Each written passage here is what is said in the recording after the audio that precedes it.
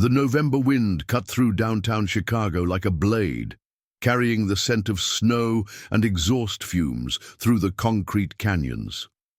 Harold Matthews pulled his threadbare coat tighter as he stepped off the CTA bus, the hydraulic hiss mixing with the distant rumble of the L train overhead. At 67, his shoulders had developed a permanent hunch from years of manual labor, and his weathered hands bore the permanent stains of engine oil that no amount of scrubbing could remove. The apartment building before him rose 12 stories into the grey sky, its glass facade reflecting the afternoon light like a mirror. Harold had never been inside a place this fancy. The doorman, a young black man in a crisp uniform, eyed Harold's appearance with barely concealed distaste before buzzing him through the marble lobby. "Elevators to your right, sir," the doorman said, his tone professional but cold. Harold's work boots echoed against the polished floor as he made his way to the elevators. The brass doors reflected a man he barely recognized. Thin grey hair combed over a balding crown, deep lines etched around pale blue eyes, and a face that told the story of too many 16-hour days and too few square meals. The elevator climbed silently to the 8th floor, where Harold found himself standing before apartment 8C. Through the door, he could hear the warm buzz of conversation, the clink of silverware against china, and the rich aroma of roasted turkey that made his stomach clench with hunger. He hadn't eaten since yesterday morning, a stale donut from the gas station where he'd been hoping to pick up some part-time work. Harold raised his fist to knock, then hesitated. It had been 3 years since he'd seen Rebecca, his only daughter. 3 years since that terrible fight when he'd asked her for money to help with his rent. She'd been so angry, accusing him of being irresponsible, of always looking for handouts. The words still stung. "You're a grown man, Dad. Figure it out yourself." But yesterday, out of the blue, her text message had arrived. "Come to Thanksgiving dinner. 3 p.m. Don't be late." Harold knocked softly. The door swung open to reveal Rebecca, now 32, and stunning in a way that reminded him painfully of her mother. Her auburn hair was pulled back in an elegant chignon, and she wore a cream-colored cashmere sweater that probably cost more than Harold made in a month. Behind her, Harold could see a dining room table set for 8, with fine china and crystal glasses catching the light from an ornate chandelier. "Dad," Rebecca said, her voice carefully neutral, "you came." "You invited me," Harold replied, removing his cap. "Thank you for that, Becca." She didn't correct him for using her childhood nickname, but her jaw tightened slightly. "Come in, everyone's here." As Harold stepped into the apartment, he was struck by the warmth and luxury of it all. Hardwood floors gleamed beneath expensive rugs, and the walls were adorned with abstract art that Harold didn't understand, but could tell was valuable. Through the floor-to-ceiling windows, Lake Michigan stretched out like a sheet of pewter under the cloudy sky. "Everyone, my father's here," Rebecca announced to the room. Harold found himself facing a sea of unfamiliar faces. Rebecca's husband David, a tall man with perfectly styled hair and a Rolex that caught the light. David's parents, an older couple whose clothing screamed old money, and several other relatives whose names Harold struggled to remember from the brief introductions. "Harold," David said, extending a manicured hand, "good to see you again." Harold shook it, acutely aware of his own calloused palm against David's soft skin. "David, thank you for having me." The conversation resumed around him, but Harold felt like a visitor from another planet. They spoke of stock portfolios and European vacations, of private schools for the grandchildren and charity galas. Harold stood awkwardly by the window, nursing a glass of wine that tasted better than anything he'd had in years. "Grandfather!" A small voice piped up from near his elbow. Harold looked down to see Emma, Rebecca's 6-year-old daughter, beaming up at him with missing front teeth. She wore a burgundy velvet dress with a white collar, and her dark hair was tied back with a ribbon. "Hello there, sweetheart," Harold said, his voice softening for the first time all day. "My, how you've grown." Mommy said you might come today," Emma said, slipping her small hand into his. "I drew you a picture. Do you want to see it?" Before Harold could answer, Emma was tugging him toward the coffee table where she'd spread out her coloring books and crayons. The drawing was of a house with a crooked chimney, stick figures standing in front, and a large sun with a smiley face. "This is our family," Emma explained, pointing to each figure. "That's Mommy, that's Daddy, that's me, and that's you, Grandfather. You're wearing your hat." Harold's throat tightened as he looked at the simple drawing. In Emma's picture, he was part of the family, standing right next to them with a smile on his face. "It's beautiful, Emma. The most beautiful picture I've ever seen." "Emma, come help Mommy in the kitchen," Rebecca called from across the room. As Emma skipped away, Harold carefully folded the drawing and slipped it into his jacket pocket. It was then that he noticed the other guests glancing at him, their expressions ranging from polite discomfort to barely concealed pity. He caught fragments of whispered conversations. Rebecca's father. Hasn't seen him in years. Some kind of falling out. David's mother, a stern-faced woman named Margaret, approached him with the careful smile of someone performing a social duty. "Harold, isn't it?" she said. "David tells me you worked in manufacturing." "Yes, Ma'am. 43 years at Peterson Steel before they closed the plant." "Oh, how unfortunate. And you've found other work?" Harold shifted uncomfortably. "Odd jobs here and there. Construction mainly.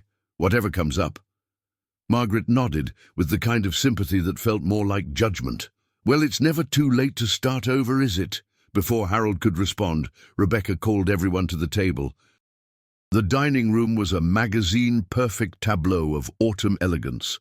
The mahogany table gleamed under the crystal chandelier, set with fine china bearing a delicate blue pattern that Harold recognized as the set Rebecca's mother had always dreamed of owning. Golden candles flickered in silver holders, casting warm light over a centerpiece of autumn leaves and miniature pumpkins. Harold found himself seated at the far end of the table, between Emma and David's elderly uncle, a man who seemed more interested in his phone than conversation. As the family passed around dishes of perfectly prepared food, the turkey golden and glistening, stuffing fragrant with herbs, cranberry sauce that looked like it came from a gourmet store rather than a can. Harold marveled at the abundance. "This looks incredible, Rebecca," he said, genuinely impressed. "You've done a beautiful job." Rebecca glanced up from carving the turkey. "Thank you. It's important to maintain certain standards." The words hung in the air with an edge that only Harold seemed to catch. He helped himself to small portions, not wanting to appear greedy, though his stomach growled audibly in the quiet moment between conversations. As dinner progressed, Harold found himself largely excluded from the conversation. When he tried to contribute a story about his workdays, his words seemed to fall flat. When he mentioned a news story he'd heard on the radio, David corrected him with information from his Wall Street Journal app. Harold retreated into silence, focusing on his food and stealing glances at his daughter. Rebecca had grown into a sophisticated woman, poised and confident in a way that both impressed and saddened him. She moved through her role as hostess with practiced ease, ensuring glasses stayed full and conversation flowed. But there was something brittle about her smile, something guarded in her eyes that reminded Harold of her mother during their worst fights. "Grandfather, do you live far away?" Emma asked suddenly, her clear voice cutting through the adult chatter. The table fell silent. Harold felt every eye turned toward him, and he cleared his throat nervously. "Not too far, sweetheart. About an hour on the bus. Do you have a house like ours?" Harold glanced at Rebecca, whose face had gone carefully blank. "No, honey, I have a smaller place. Much smaller." Can I come visit sometime?" The silence stretched uncomfortably until David cleared his throat. "Emma, eat your vegetables." As the meal continued, Harold found himself studying his daughter's home with new eyes. Everything spoke of success and stability: the expensive furniture, the original artwork, the casual way. Expensive wine was poured. This was the life Rebecca had built for herself, far removed from the cramped apartment where Harold had raised her alone after her mother died, far removed from the uncertainty and struggle that had defined his own life. When Margaret began telling a story about their recent cruise to the Mediterranean, Harold excused himself to use the bathroom.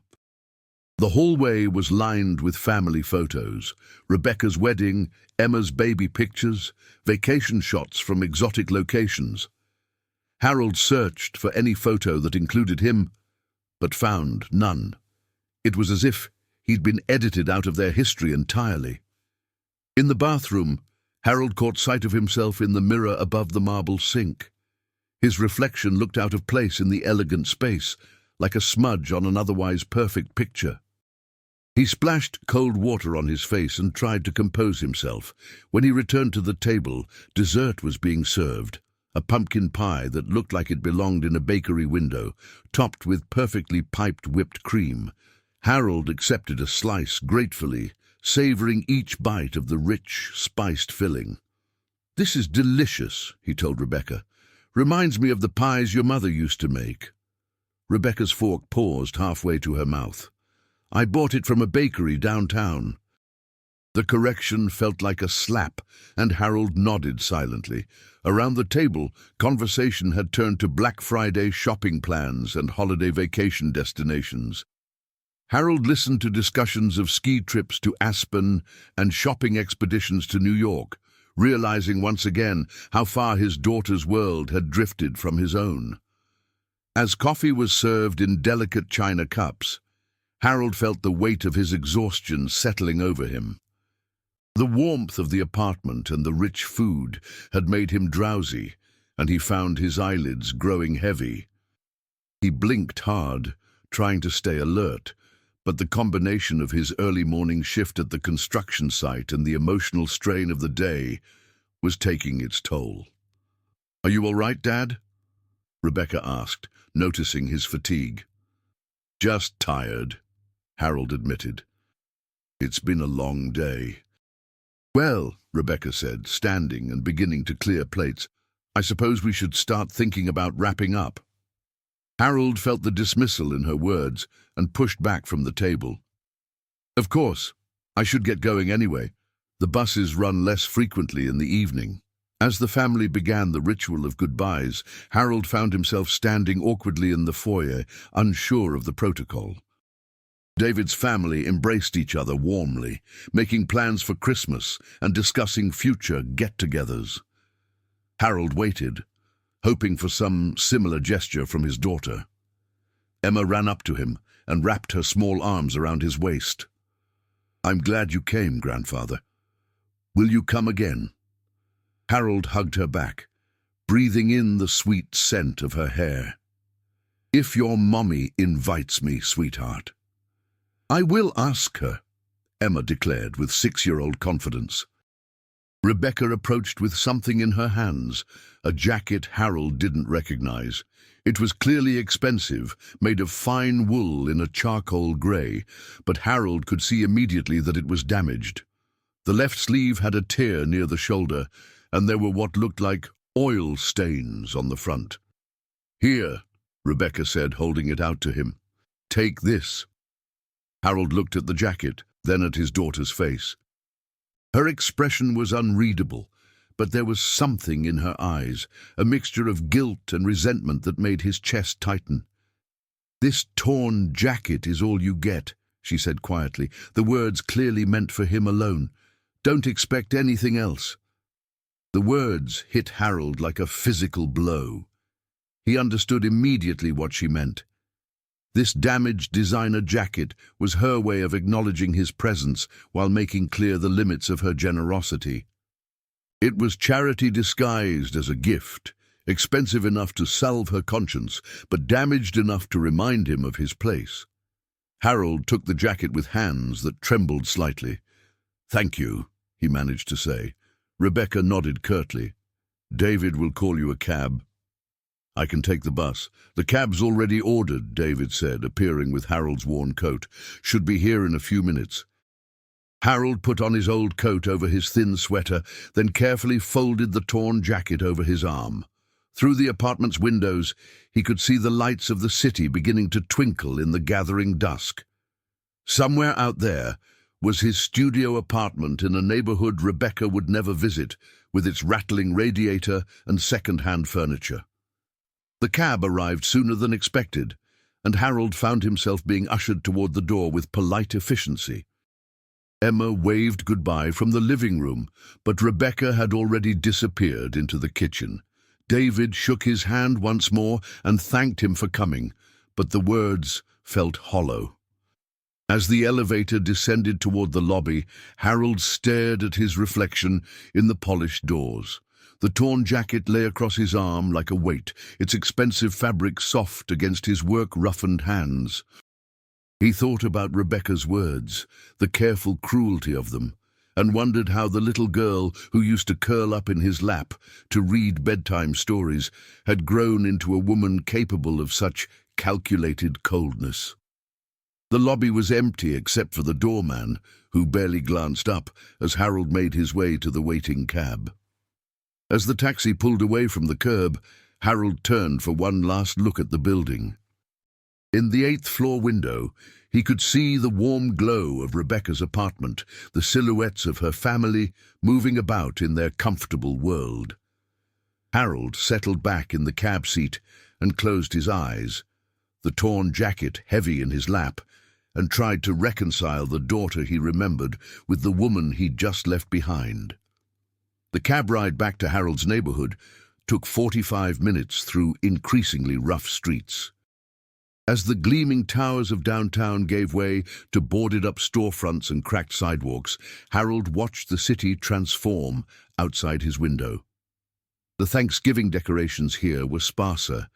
Hand-drawn turkeys taped to apartment windows, a few artificial autumn wreaths on doors that had seen better days.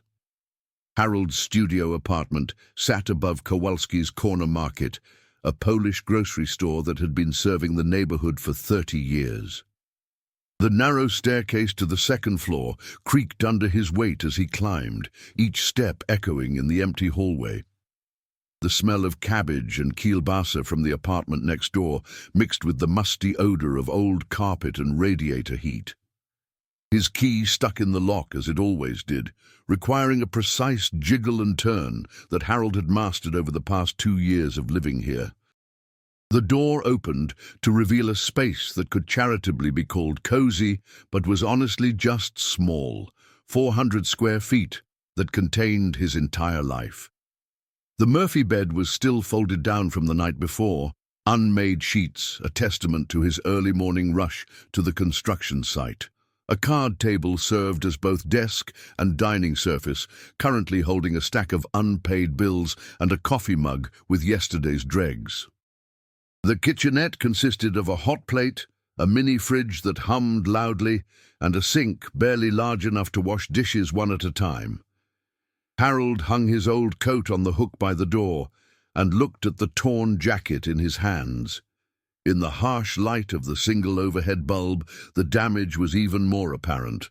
The tear in the sleeve ran almost 6 inches, and the oil stains had set deep into the fabric. He held it up to the window, noting the quality of the construction. Hand-stitched buttonholes, genuine horn buttons, a label inside that read Brooks Brothers. This jacket had probably cost more than Harold made in 2 weeks of construction work. Rebecca's husband likely wore something similar to his office job downtown, discarding it without a thought when it got damaged. Harold wondered if David even knew Rebecca had given it away, or if she'd simply seen an opportunity to clear out his closet while appearing generous. Harold laid the jacket carefully on his bed and walked to the window. Outside, the November evening was settling over the neighborhood like a grey blanket. Mrs. Kowalski was closing up the market below, pulling in the sidewalk display of discount produce. Across the street, the neon sign of Tony's Tavern flickered to life, its red glow painting the wet pavement. The apartment felt colder than usual, and Harold realized he'd been unconsciously comparing it to Rebecca's elegant home all evening. Here, the radiator clanged and hissed, but never quite managed to heat the space adequately. The windows were single-pane and drafty, letting in the sound of traffic and sirens. The carpet was worn thin in pathways between the bed, kitchenette and bathroom, a space so small Harold could touch both walls with his arms outstretched. But it was his. The first place he'd been able to call his own since losing the house after Peterson Steel closed. 2 years ago, he'd been sleeping in his car in winter, washing up in gas station bathrooms, eating meals from food pantries. This apartment represented stability, even if it wasn't much to look at. Harold opened the mini-fridge and surveyed its contents. Half a loaf of bread, some lunch meat that was approaching its expiration date, a few eggs, and a quart of milk. After the feast at Rebecca's, even this modest inventory seemed inadequate. His stomach, spoiled by rich food, grumbled its dissatisfaction. He made himself a simple sandwich and sat at the card table to eat it, trying not to think about the pumpkin pie he'd left barely touched. As he chewed the plain white bread and processed turkey, Harold's mind wandered back to other Thanksgivings, when Rebecca was young, and they'd celebrated in the small house on Maple Street. Those had been lean years too, especially after Linda died, but they'd been rich in other ways. Rebecca would help him prepare the turkey, standing on a step stool to reach the counter, her small hands carefully spreading butter under the skin the way her mother had taught her. They'd watch the Macy's parade together on their old television, Rebecca pointing out every balloon and float with the enthusiasm only a child could muster. The house on Maple Street had been nothing special. A 2-bedroom bungalow with a postage stamp yard and vinyl siding that needed painting, but it had been home. Rebecca's bedroom had been painted pink at her insistence, with glow-in-the-dark stars on the ceiling that Harold had carefully arranged to match real constellations. The kitchen table where they'd eaten countless meals together had been a garage sale find that wobbled unless you folded a napkin under one leg just right. Harold finished his sandwich and pulled out the drawing Emma had given him, smoothing it carefully on the table. In the harsh light of his apartment, the crayon colors seemed even brighter. The yellow sun, the green grass, the family standing together in front of their crooked house. Emma had drawn him taller than he really was, with a wide smile and his arms outstretched as if welcoming someone home. He thought about Emma's innocent question. "Can I come visit sometime?" The idea of bringing his granddaughter to this neighborhood, to this apartment, filled Harold with shame. What would she think of the cracked sidewalks and barred windows? How would he explain why grandfather lived in a single room above a grocery store while she lived in a palace overlooking the lake? Harold walked to the small dresser that held most of his possessions and pulled out a shoebox from the bottom drawer. Inside were the remnants of his former life, photos, documents and keepsakes that had survived the various moves and downsizings of recent years. He found what he was looking for, a photo album with a faded cover that had once been white. The pages were filled with memories from Rebecca's childhood. There she was at age 3, chocolate cake smeared across her face at a birthday party in their old kitchen. At 7, missing her 2 front teeth just like Emma, holding up a fish they'd caught at Lake Geneva. At 10, arms crossed and scowling because Harold had made her clean her room before she could go to her friend's house. But it was the Thanksgiving photos that drew Harold's attention tonight. Rebecca at 12, helping him carve the turkey with a look of intense concentration. Rebecca at 15, rolling her eyes good-naturedly as Harold insisted on saying grace. Rebecca at 17, home from her job at the mall, still wearing her uniform but smiling as she hugged him in the kitchen. Somewhere along the way, those smiles had become forced. The easy affection had been replaced by obligation, then resentment, then finally distance. Harold could trace the progression through the photos, fewer pictures of the two of them together, more of Rebecca with friends, then with David, then finally none at all. The last photo in the album was from Rebecca's college graduation. Harold had driven 3 hours to attend the ceremony, wearing his best suit, the same one he'd later wear to job interviews that never panned out. In the photo, Rebecca stood between Harold and David, whom she'd just started dating. Her smile was brilliant, but she was looking at David, not the camera. Harold stood slightly apart, his hand on her shoulder, already sensing that he was losing her to a world he didn't understand.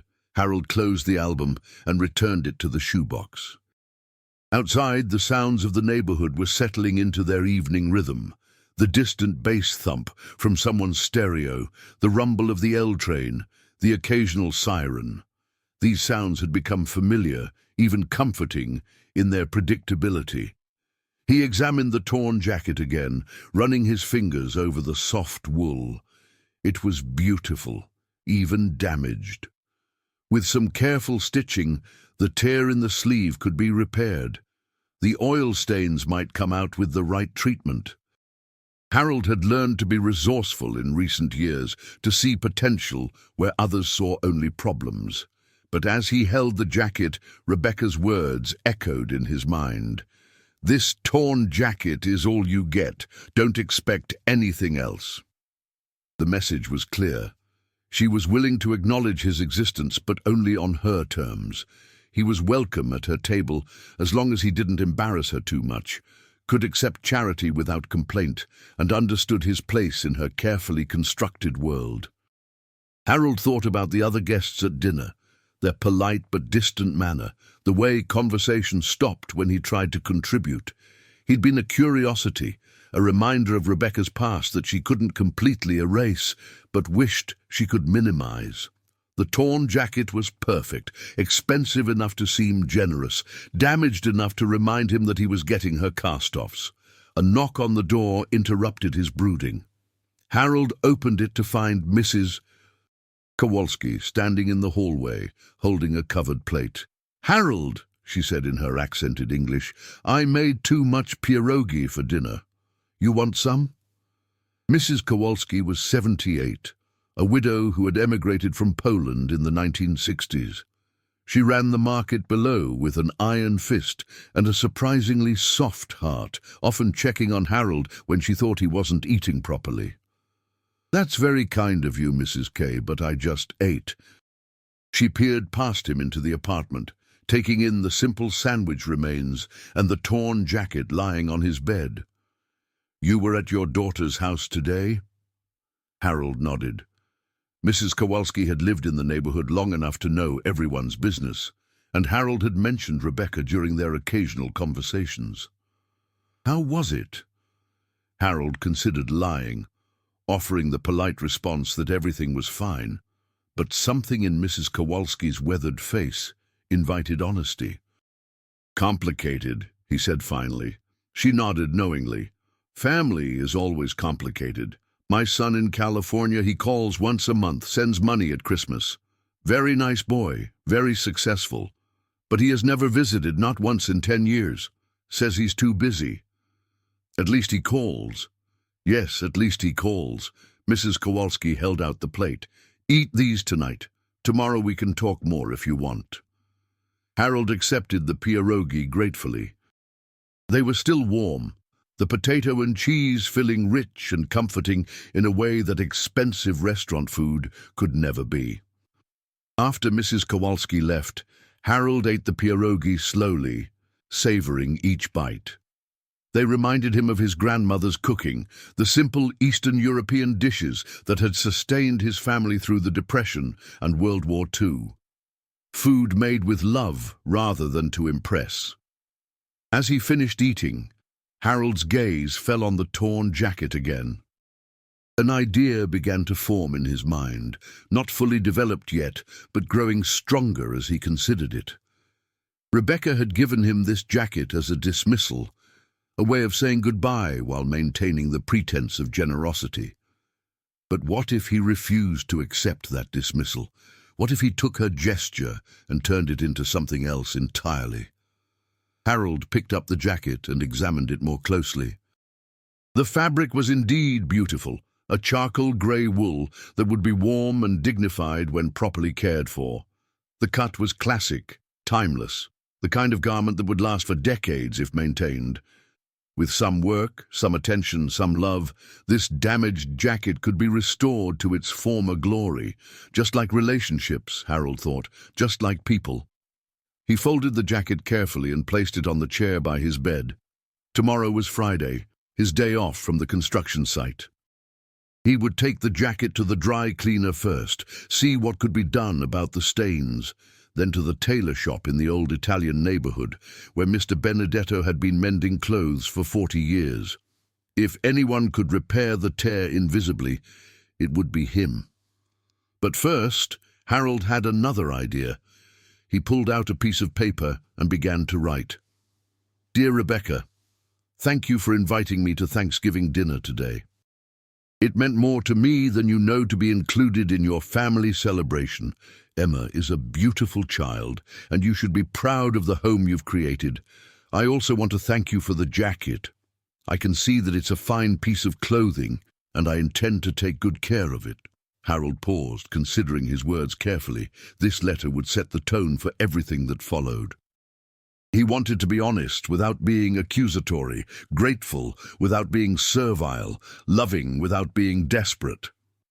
Outside his window, the neighborhood had settled into its evening quiet. The neon sign from Tony's Tavern cast shifting patterns of red light across his ceiling, and somewhere in the distance, a church bell tolled the hour. Harold continued writing, choosing each word with the same care he'd once used to read bedtime stories to a little girl who used to think her father was the smartest, strongest, most wonderful man in the world. He was going to prove that, in some ways, she'd been right all along. Friday morning dawned cold and clear, with frost covering the windows of Harold's apartment like delicate lace. He woke before his alarm, as had become his habit since the early days of construction work, and lay in bed for a moment, listening to the sounds of the neighborhood awakening. Mrs. Kowalski was already moving around downstairs, preparing to open the market. A garbage truck rumbled down the street, its hydraulic whine mixing with the distant hum of early commuter traffic. Harold made coffee with his small electric pot and sat at the card table with the torn jacket spread before him. In the morning light, he could see details he'd missed the night before.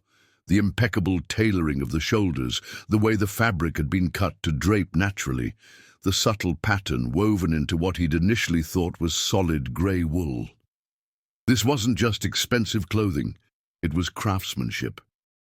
He finished his coffee and dressed in his best clothes, clean jeans without holes, a button-down shirt Linda had bought him years ago, and his old work boots polished as well as their scarred leather would allow. The torn jacket went into a garment bag he'd found in the closet, left behind by a previous tenant. The dry cleaner was 8 blocks away, in a strip mall that had seen better days. Kim's Cleaners occupied a narrow space between a check-cashing place and a storefront that had been empty for months. The bell above the door chimed as Harold entered, and Mrs. Kim looked up from behind the counter where she was sorting tickets. "Harold, good morning. You have something special today." Mrs. Kim had been cleaning Harold's work clothes for 2 years, always managing to get stains out that he thought were permanent. She was a small woman in her 50s who ran the business with her husband, both of them working 16-hour days to support their family. "I hope you can help me with this," Harold said, carefully removing the jacket from the garment bag. Mrs. Kim's eyebrows rose as she examined the fabric. "This is very nice quality. Brooks Brothers, yes? What happened here?" She pointed to the oil stains with a pencil, careful not to touch the fabric with her fingers. "I'm not sure. It was given to me this way," Mrs. Kim nodded without judgment. In her business, she'd learned not to ask too many questions about how clothes got damaged. The stains are old set in, but this fabric, it can take aggressive treatment. I try different things, see what works. The tear, though, you need tailor for that. How much for the cleaning? For you? $20, but I cannot promise the stains come out completely. Harold hesitated.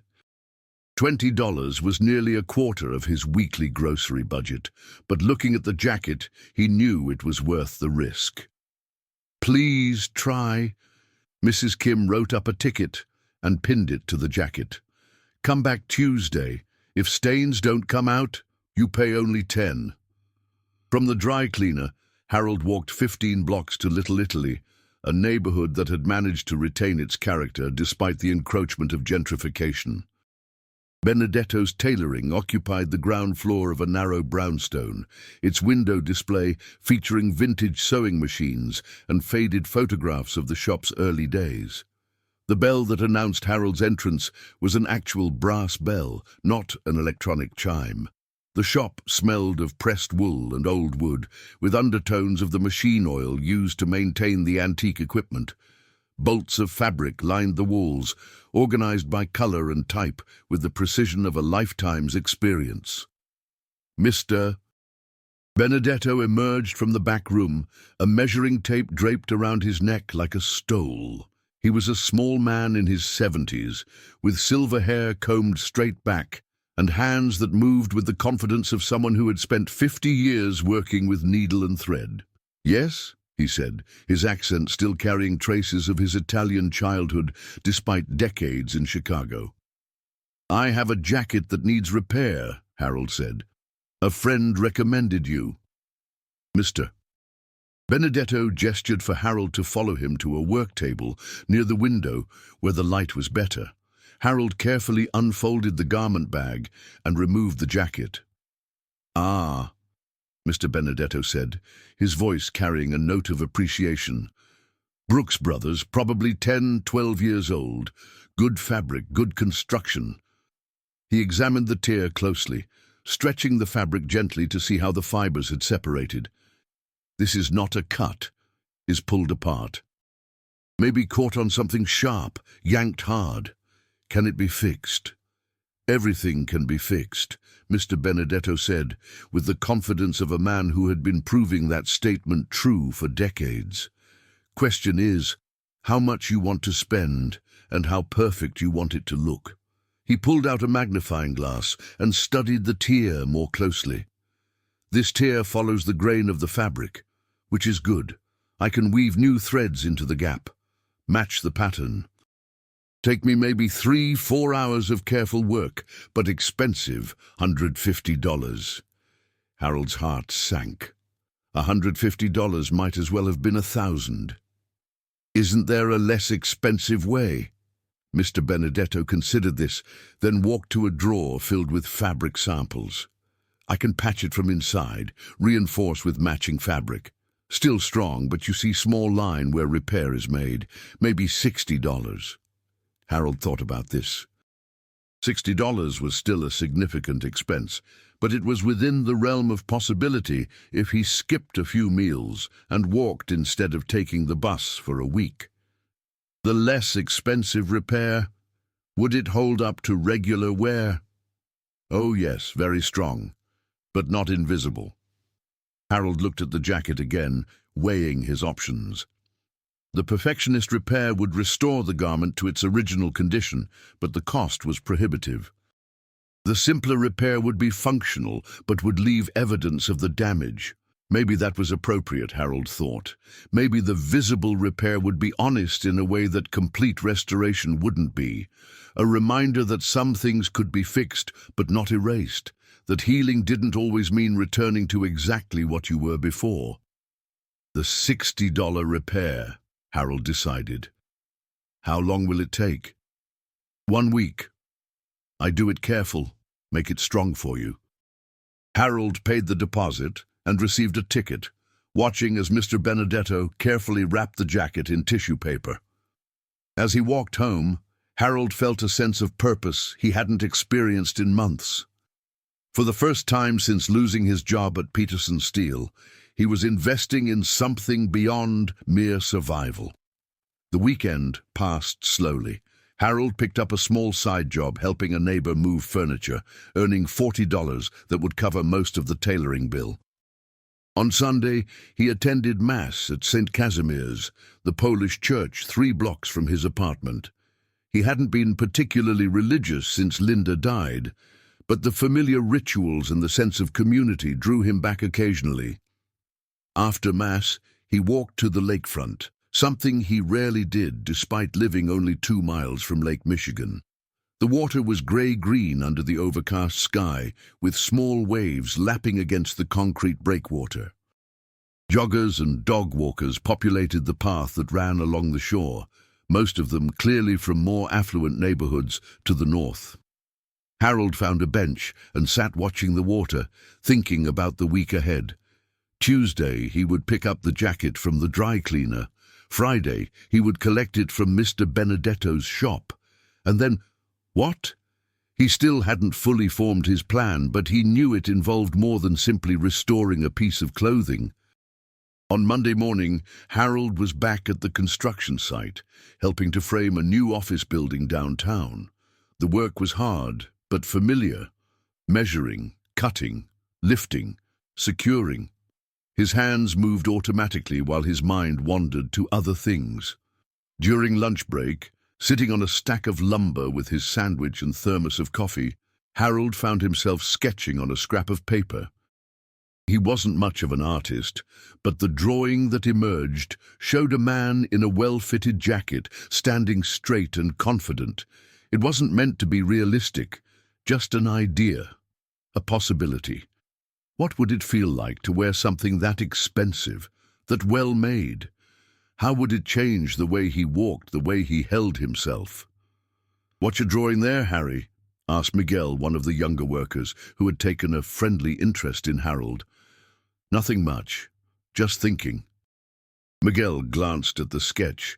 "Looks like a businessman or something? You thinking about changing careers?" Harold laughed. "At my age, not likely." But the idea lingered. What would happen if he showed up somewhere unexpected, dressed like he belonged? What doors might open if people couldn't immediately categorize him as a down-on-his-luck construction worker? Tuesday arrived with a mixture of anticipation and anxiety. Harold stopped by Kim's Cleaners on his way home from work, still wearing his dusty work clothes and carrying his hard hat under his arm. "Harold," Mrs. Kim called out as soon as he entered. "I have good news and okay news." She disappeared into the back room and returned with the jacket on a hanger, protected by clear plastic. Even through the covering, Harold could see that the transformation was remarkable. "The good news, Mrs. Kim continued, removing the plastic with a flourish. "Most stains came out completely. See, like new here, here, and here." She pointed to areas that had been heavily stained, but now showed no trace of damage.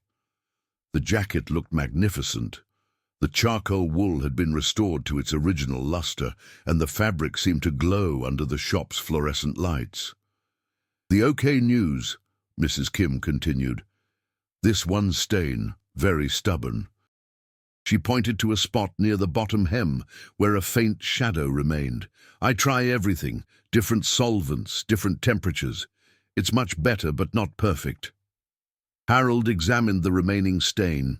It was barely visible, a slight discoloration that you'd only notice if you were looking for it. "Mrs. Kim, this is incredible. I can hardly see it."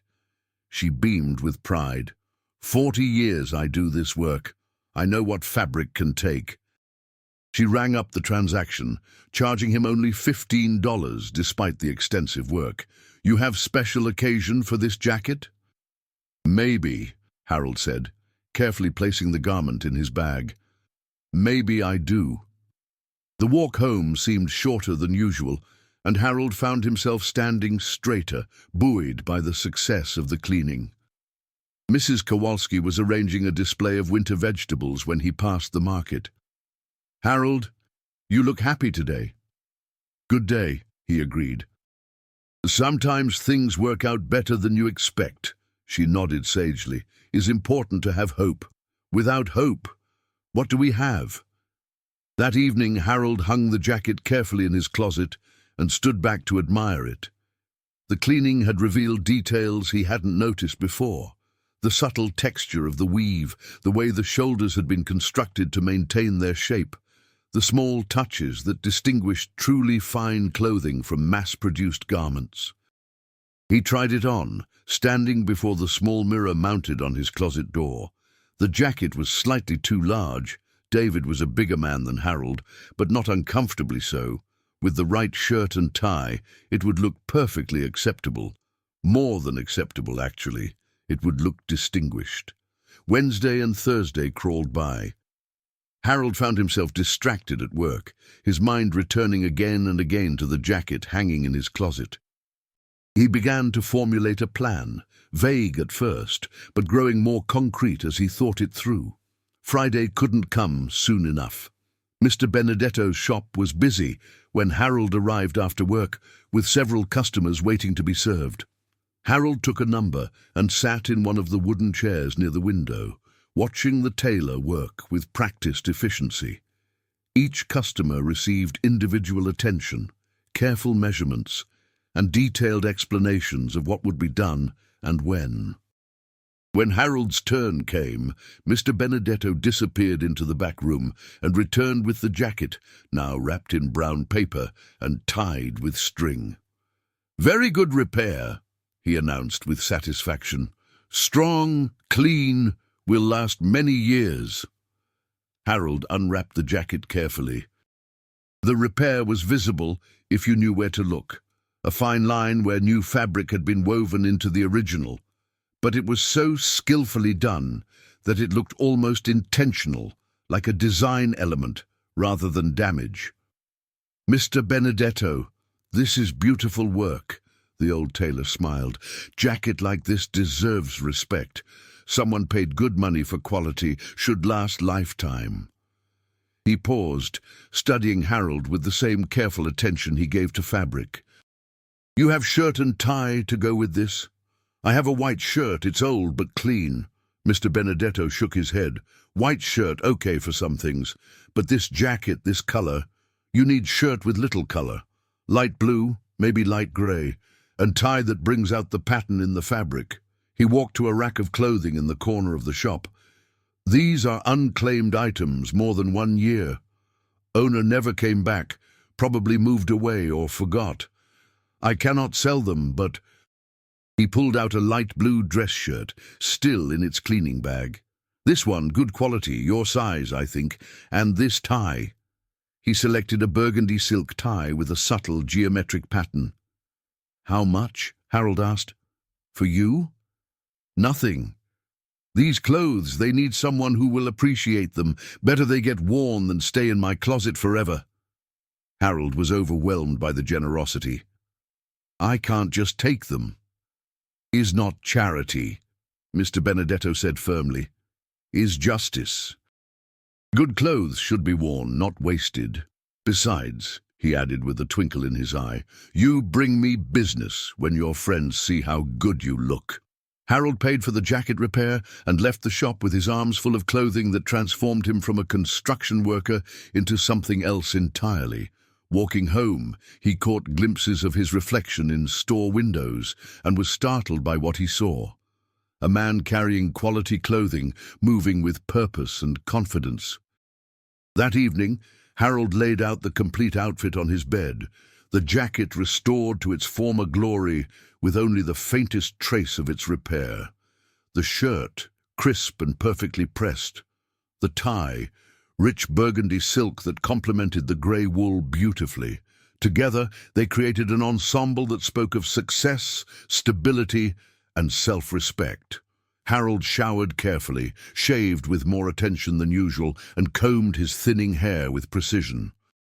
When he dressed, each piece of clothing seemed to transform him further. The shirt fit perfectly, as if it had been made for him. The tie knotted smoothly, hanging at exactly the right length, And the jacket completed the transformation. Standing before his mirror, Harold barely recognized himself. The shoulders of the jacket gave him a more substantial silhouette. The quality of the fabric and the expert tailoring made him look taller, more confident, more prosperous. The slight looseness in the fit suggested someone who was comfortable in his own skin rather than someone trying too hard. But it was more than just the clothes. Something in Harold's posture had changed. His bearing had straightened. He looked like a man who belonged in nice restaurants, in office buildings, in places where decisions were made and respect was given automatically. Harold smiled at his reflection, and the man in the mirror smiled back, not the tired, worn-down construction worker who had climbed these stairs every night for 2 years, but someone else entirely. Someone with possibilities. He had plans for this jacket, for this transformation, plans that would take him back to Rebecca's world, but on his own terms this time. Plans that would show his daughter, and perhaps himself, that Harold Matthews was more than the sum of his recent failures. Saturday morning, Harold would put those plans into action. Saturday morning arrived with the first significant snowfall of the season. Harold woke to find his windows frosted over and the sounds of the city muffled by the white blanket settling over the streets. He made coffee and stood at his window, watching the flakes drift past the neon sign of Tony's Tavern, already thinking about the day ahead. Harold had spent Friday evening researching on the computer at the public library, mapping out his strategy with the same careful attention he'd once used to plan construction projects. Today wasn't about chance or hope. It was about preparation and execution. He dressed with deliberate care, each piece of clothing chosen with purpose. The light blue shirt, pressed again the night before with an iron borrowed from Mrs. Kowalski. The burgundy tie, knotted with the precision of someone who had worn ties to work for 43 years. And finally the jacket, restored, repaired and transformed from a dismissive gift into something that might change everything. Looking in the mirror, Harold hardly recognized the man staring back. The months of construction work had kept him lean and strong, and the quality clothing emphasized these advantages while minimizing the wear that showed in his face and hands. He looked like what he was pretending to be, a successful man of a certain age, distinguished and confident. Harold's first stop was the Continental Bank building downtown, a gleaming tower where Rebecca's husband David worked as an investment advisor. Harold had learned this detail during dinner conversation on Thanksgiving, filing it away with the other fragments of information he'd gathered about his daughter's life. The lobby of the Continental Bank building was all marble and glass, with a security desk staffed by guards in crisp uniforms. Harold approached with the confident stride of someone who belonged there, nodding politely to the guard as he signed the visitor log. "I'm here to see David Chen," Harold said, his voice carrying the authority that comes from wearing the right clothes in the right place. "Is he expecting you?" the guard asked, consulting his computer screen. "I'm his father-in-law," Harold replied smoothly. "Harold Matthews. I was hoping to surprise him with a lunch invitation." The guard's demeanor shifted subtly at the mention of family. "Let me call up to his office." After a brief conversation, he handed Harold a visitor badge. 32nd floor. He'll meet you by the elevators." The elevator ride to the 32nd floor gave Harold time to steady his nerves. This wasn't about confrontation or anger. It was about demonstrating that Rebecca's assumptions about him were wrong, that he was capable of more than she'd given him credit for. David was waiting when the elevator doors opened, his expression a mixture of surprise and confusion. "Harold, what are you doing here? Is everything okay?" "Everything's fine," Harold assured him, extending his hand with a firm grip. "I was in the neighborhood and thought I'd see if you were free for lunch." David's eyes took in Harold's appearance, the quality of his clothing, the confident way he carried himself. and Harold could see the mental recalibration happening in real time. Sure, I suppose I could take an early lunch. Let me just grab my coat." David's office was exactly what Harold had expected. Floor-to-ceiling windows overlooking the city, expensive furniture, and walls covered with diplomas and awards. Harold stood at the window while David gathered his things, looking out at the skyline with the air of someone comfortable in such surroundings. "There's a good steakhouse a few blocks away," David suggested as they headed for the elevator. "Perfect," Harold agreed. The steakhouse was the kind of place Harold had only seen in movies. Dark wood paneling, leather banquettes, and prices that made his eyes water. But he maintained his composure as the maitre d' led them to a quiet table, accepting the leather-bound menu as if he dined in such places regularly. "So," David said, after they'd ordered, Harold choosing the salmon despite its $40 price tag, knowing he'd be eating ramen noodles for the next week. "What brings you downtown?" "Business meeting," Harold replied vaguely. "Consulting work for a construction firm that's bidding on a project in the Loop. They wanted someone with experience in steel frame construction." It wasn't entirely a lie. Harold had been thinking about pursuing consulting work, leveraging his decades of experience in ways that didn't require the physical demands of daily construction. The meeting was fictional, but the possibility was real. David nodded, clearly reassessing his assumptions about Harold's current situation. "That sounds promising. The construction market downtown has been pretty strong." "It has," Harold agreed, then smoothly changed the subject. "How's Rebecca and Emma?" "They're well.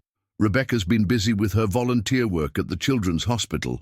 Emma's doing great in first grade. She's reading at a third-grade level already." Harold smiled genuinely. "She's a bright girl, takes after her mother." The conversation continued through lunch, covering topics that would have been unimaginable during Harold's previous visit. Market trends, city politics, vacation destinations. Harold found that his years of reading newspapers and listening to talk radio had given him enough general knowledge to hold his own, and the quality of his clothing seemed to lend weight to his opinions.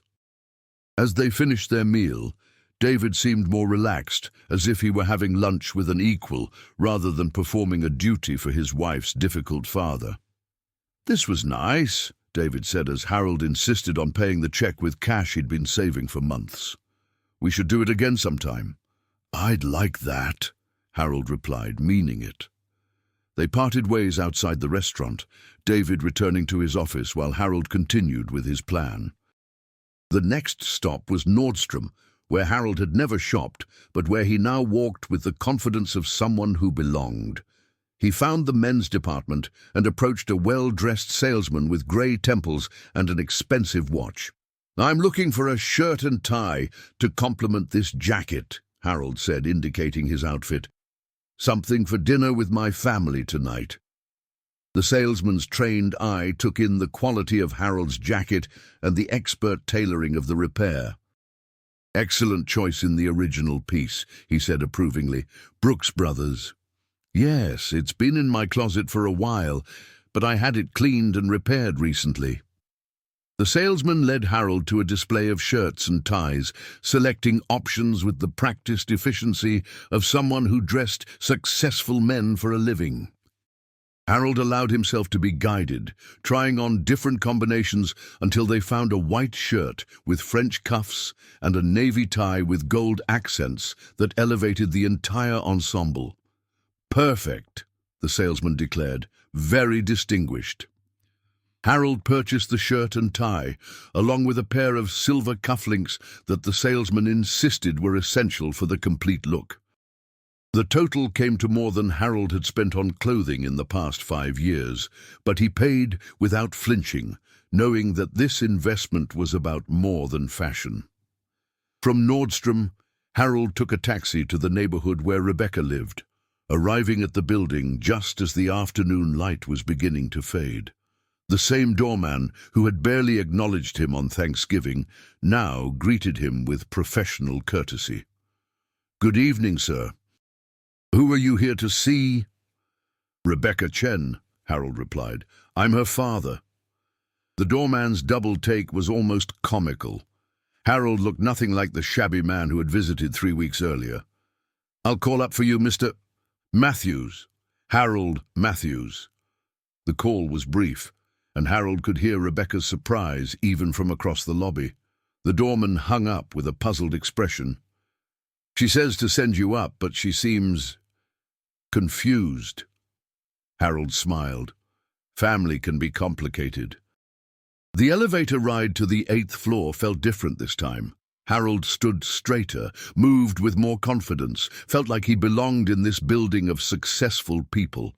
When the doors opened, Rebecca was waiting in the hallway, her expression a mixture of shock and bewilderment. "Dad, what are you... how did you..." She trailed off, taking in his transformation. "Hello, Rebecca. I hope you don't mind me dropping by. I was in the neighborhood." She stepped aside to let him into the apartment, still staring at his appearance. "You look different." "The jacket cleaned up nicely," Harold said, smoothing down the lapels. "Mr. Benedetto did excellent work on the repair." "Mr. Benedetto?" "The tailor in Little Italy, 40 years of experience. He said a jacket like this deserved respect." Harold's voice carried no accusation, no resentment, just simple fact. Emma came running from the living room, stopping short when she saw Harold. "Grandfather, you look fancy." Harold knelt down to her level, careful not to wrinkle his jacket. "Thank you, sweetheart. I wanted to look nice when I came to visit." "Did you bring me another picture to color?" "Even better," Harold said, pulling a small wrapped package from his pocket. "I brought you something to draw with." Emma tore open the package to reveal a set of colored pencils, not the cheap kind from the drugstore, but professional quality art supplies that Harold had selected carefully from an art store downtown. "These are beautiful," Emma exclaimed, examining each pencil in turn. "The lady at the store said these are what real artists use," Harold told her. "She said someone with your talent deserves the best tools." Rebecca watched this exchange with an expression Harold couldn't quite read. David emerged from the kitchen, doing a double-take when he saw Harold. "Harold, I didn't expect to see you again so soon. I hope you don't mind the intrusion. I wanted to thank Rebecca properly for the jacket, and I had something for Emma." "Of course not. Would you like some coffee? We were just finishing dinner." As they moved into the living room, Harold noticed the subtle shift in how he was being treated. Rebecca offered him the comfortable chair by the window rather than leaving him to find his own seat. David poured coffee into one of the good cups rather than a mug. Emma settled on the floor near Harold's chair, arranging her new colored pencils in careful rows. "David mentioned you had a business meeting downtown today," Rebecca said, her tone carefully neutral. "Yes, consulting work. A firm that's bidding on a major project downtown wanted my input on the structural elements." Harold sipped his coffee, maintaining the easy confidence he'd discovered in his new clothes. "It went well. They're interested in retaining me for the duration of the project if their bid is accepted." This was true in spirit, if not in detail. Harold had indeed contacted the construction firm, and they had indeed expressed interest in his experience. The meeting was scheduled for next week, but Harold's confidence in his appearance and presentation had grown enough that he felt certain it would go well. "That's wonderful," Rebecca said, and for the first time in years, Harold heard genuine warmth in her voice rather than dutiful politeness. The conversation that followed was unlike any they'd had since Rebecca's college years. Harold found himself telling stories from his work at Peterson Steel, not the bitter complaints he'd shared in recent years, but memories of successful projects, problems solved, innovations implemented. He talked about the crew he'd supervised, the young men he'd trained, the satisfaction of seeing a building take shape under his guidance. Rebecca listened with growing attention, as if hearing these stories for the first time. Perhaps she was. Harold realized that in recent years their conversations had focused so much on his struggles that he'd forgotten to share his successes. "I never knew you supervised a crew," Rebecca said during a lull in the conversation. "For the last 15 years at Peterson, 23 men under my direction, we had the best safety record in the company and consistently finished projects ahead of schedule." Harold's voice carried quiet pride. "I taught most of them everything they knew about steel construction." "What happened to them when the plant closed?" "Scattered to the winds. Some found work with other companies, some retired early, some went back to school. Miguel, he was my best foreman. He started his own contracting business, does very well for himself now." Harold could see David listening with new attention, perhaps recognizing management skills he hadn't expected from Rebecca's father. Emma had begun drawing with her new pencils, creating a picture of the family gathered in the living room. As the evening progressed, Harold found himself relaxing in ways he hadn't in years. The quality of his clothing had given him confidence, but more importantly, it had changed how others saw him. Rebecca was no longer treating him like a charity case or an embarrassment. David was engaging with him as an equal. Even Emma seemed to sense the shift, chattering about school and friends in a way she hadn't during their previous meeting. When Harold finally announced that he should be heading home, the goodbyes were warmer than they'd been in years. Rebecca walked him to the door, her expression thoughtful. "Dad," she said quietly, "I'm sorry about what I said when I gave you the jacket. That was unkind." Harold studied his daughter's face, seeing something he hadn't noticed before: vulnerability beneath the polished surface, uncertainty masked by success. "You gave me exactly what I needed," he said simply. "Sometimes we don't know what our gifts really are until later." Rebecca looked confused by this response, but Harold didn't elaborate. Instead, he kissed her cheek gently and headed for the elevator. "Will you come for Christmas dinner?" she called after him. Harold paused at the elevator doors. "If you'd like me to." "I would. We all would." As Harold descended toward the lobby, he caught sight of his reflection in the polished elevator doors. The man looking back was still Harold Matthews, construction worker, widower, father. But he was also something more now, something he'd forgotten he could be. The doorman wished him a good evening with genuine respect, and Harold stepped out into the snowy night, feeling lighter than he had in years.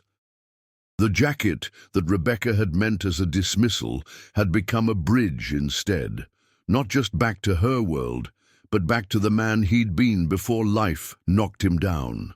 Walking to the bus stop, Harold thought about the consulting meeting scheduled for next week, about the Christmas dinner he'd been invited to, about the colored pencils Emma would use to draw more pictures of their family. The torn jacket had been mended, but more importantly, so had something in Harold himself. The bus ride home took him through neighborhoods that grew progressively shabbier, past buildings that had seen better days and dreams that had been deferred. But Harold no longer felt diminished by the contrast. He belonged in Rebecca's world when he chose to visit it, but he also belonged here, among people who understood struggle and resilience. Mrs. Kowalski was closing the market when Harold arrived home, and she looked up in surprise at his appearance. "Harold, you look like movie star," Harold laughed, the sound carrying more joy than it had in months. "Just dinner with my daughter. How did it go?" "Better than I expected. Much better." She nodded approvingly. "Good clothes. They give confidence. But real confidence that comes from inside." Harold climbed the stairs to his small apartment, where he carefully hung the jacket in his closet. Tomorrow he would return to his regular life, construction work, simple meals, the familiar rhythms of his neighborhood. But he would carry with him the knowledge that he was more than the sum of his recent struggles. The torn jacket hung in his closet like a promise, a reminder that things broken could be mended, that gifts given in cruelty could be transformed by grace, and that sometimes the end of one story was really the beginning of another. Harold Matthews had learned to see himself through new eyes, and in doing so, had given his daughter permission to see him differently too. The jacket that was supposed to be all he got had become the beginning of getting everything back.